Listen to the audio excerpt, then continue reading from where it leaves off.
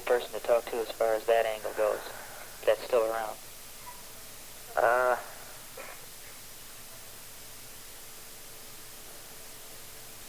God, I don't even remember who was commander of the vice unit at that time.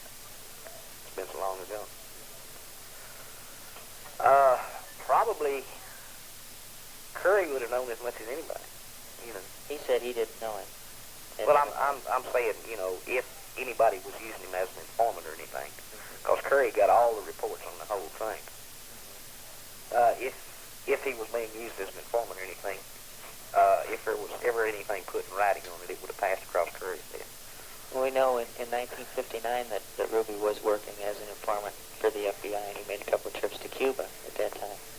Did you ever run across anything that might show that he was still working for the FBI Not at to the my time knowledge. of the assassination? Not to my knowledge, no. Not to your knowledge.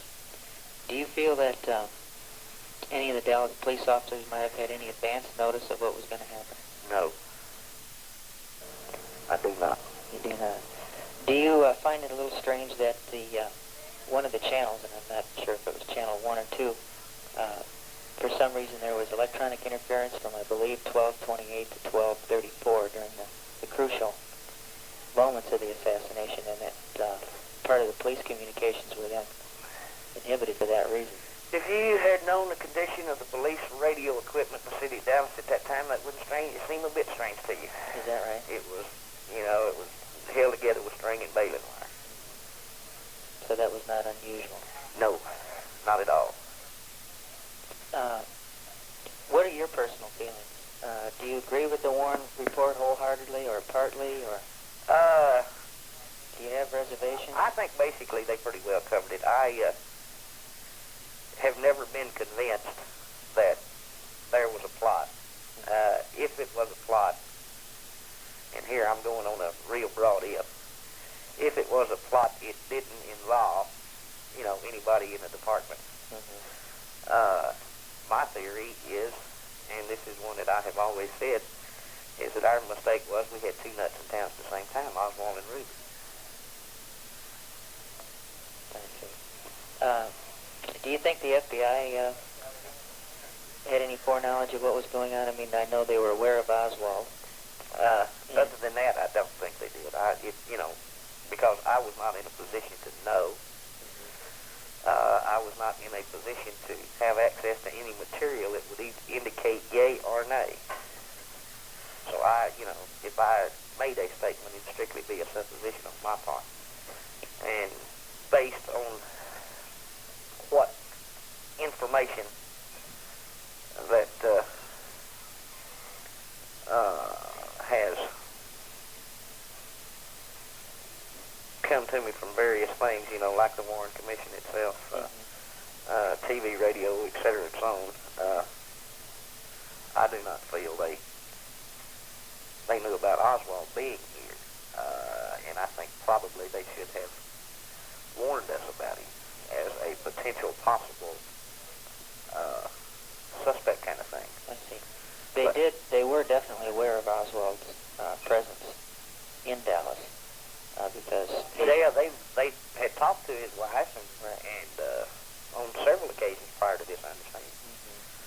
But I also understand that they had not communicated the fact that he was here and was a potential That's my understanding. source of trouble.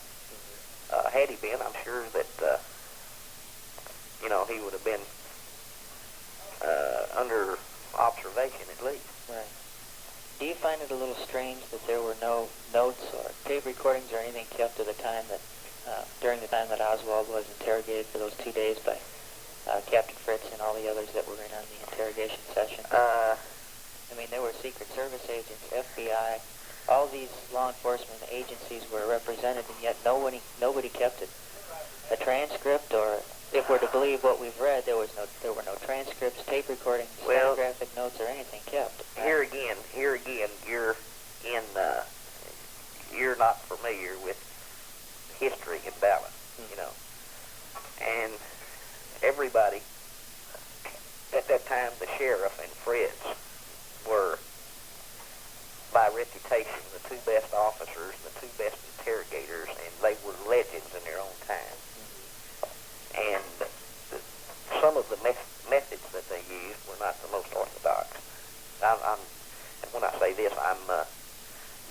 implying that they beat confessions and they did this and they did that. They just had long-standing reputations and their own methodical, plotting way of doing things, and they resisted change. I.e., they resisted tape recorders, they resisted polygraphs, they resisted, because these were newfangled contraptions. They really didn't.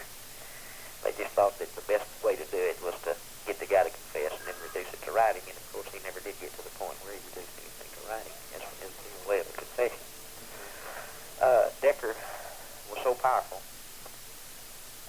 When you went into the county jail with a hole for Decker placed on you, in other words, if he wanted to talk to you, that would be the charge you went into the Dallas County Jail on, and that would be the only charge he had on you, like a hole for Decker. There was not a lawyer, a federal judge, a district judge, a county judge, or anybody else that would set bond or even attempt to get the guy out of jail till Decker was ready to talk to him and let him go. Why was that? By just reputation, Don't ask me. We just put up with it for a number of years. Do you think if Fritz would have had a little more time that they might have learned a little bit more from Oswald? I think that in time, and this is the one thing that I have always felt like Ruby denied us of, is you can't try a dead man. And I think had we ever been able to go to court against Oswald, that by the time we went to court, we would have probably had a confession, and we had enough circumstantial evidence that we had one hell of a case against him had we been able to get him into court. You think so? There's also been some discussion as to what kind of rifle was found up on the 6th floor. I know Deputy Sheriff Weissman first identified it as a Mauser, and I think even the next day over one of the radio stations they were still broadcasting it as, I believe, a 7.65 Mauser. I was not there when it was found, and with the exception of seeing pictures of it, I have never seen the weapon. So, I've never had it in my own hands to examine it. So I do not know. You never saw the weapon? No, other than pictures, I never had. Is Carl Day still around? Yeah, Carl Day still with the department, still in the physical evidence section. Yes, and he's the one that did I think he's fixing to retire most any day, though. Is that right? Yeah. Now he's the one, you remember as they came out of the building, the guy holding the rifle up in the air? Right. That's Carl Day. Right. And glasses? And, yeah. But I think now most of the tests and all were conducted by the FBI. Right.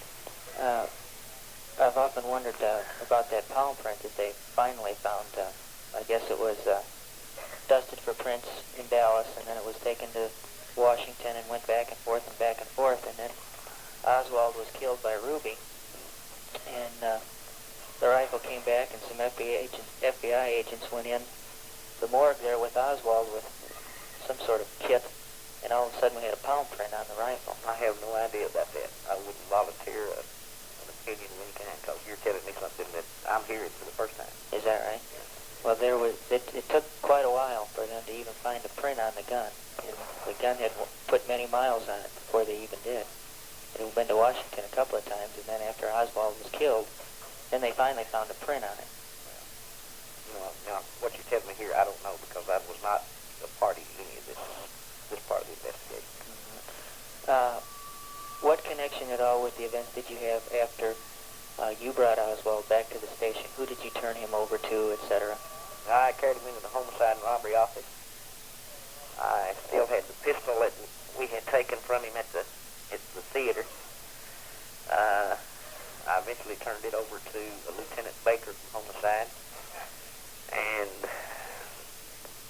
I went back to the personnel office to write a report surrounding the arrest, being that at that time we had a rule that anytime a person is injured while effecting an arrest, you have to write a report. And he had the mouse on his eye, and who gave it to him, I don't know, but being that I had been one of the ones that brought him to the station and was the ranking man that brought him to the station, being I was the sergeant, I sent out to write the letter on the entry to the prisoner. And that's the last, and I never saw him again after that. Last time I saw him, he was sitting in an interrogation room where we placed him in a chair. Do you on our remember? arrival at the station. Do you remember who was in on that interrogation? And when you just brought him in there, who was waiting for him? Wasn't anybody waiting for him. You hadn't radioed in, and Well, we told him we had the suspect in the Tippett shooting, and we were en route to the station. And of course, the press met us in droves in the basement, and we went on through them, got him on the elevator, got him upstairs, and set him down in a chair and left Officer Walker, who was a uniform officer, with him.